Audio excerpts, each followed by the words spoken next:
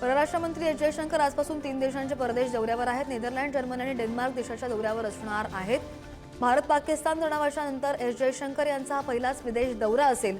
पाकिस्तानकडून दहशतवादाला कसं पाठबळ दिलं जातं याची माहिती जयशंकर देणार आहेत। लष्कर-ए-तोयबाच्या एका दहशतवाद्याला पाकिस्तानमध्ये ठार करण्यात आलेला आहे। अज्ञात हल्लेखोराच्या हल्ल्यात सैफुल्ला खालिद ठार झालाय। सैफुल्लावर आरएसएस मुख्यालयामध्ये हल्ला करण्याचा कट रचण्यात आल्याचा आरोप होता। सैफुल्ला लष्कर-ए-तोयबाचा टॉपचा दहशतवादी असून तो अज्ञाताच्या हल्ल्यामध्ये ठार झाला।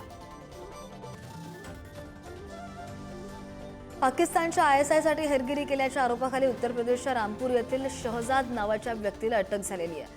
शहजाद भारत-पाकिस्तान सीमेवरून वस्तूंची तस्करी करत होता आणि याच तस्करीच्या कव्हरचा वापर करून आयएसआय एजंट्सना संवेदनशील माहिती शेअर करत असल्याचा त्याच्यावर आरोप आहे।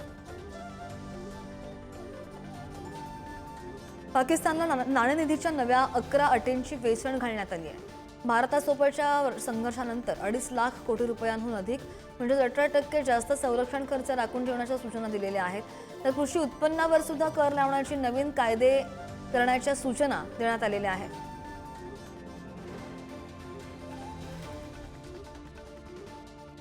आसामचे मुख्यमंत्री हिमंता बिस्वा शर्मा यांनी काँग्रेस खासदार गौरव गोगोई यांच्यावर गंभीर आरोप केले। गौरव गोगोई आयएसआयच्या निमंत्रणावरून पाकिस्तानला गेलेले होते।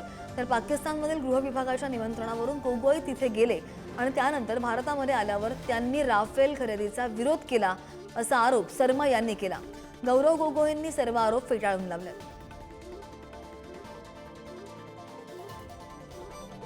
अरुणाचल प्रदेशमधील दिबांग व्हॅलीला रविवारी सकाळी भूकंपाचा धक्का बसला।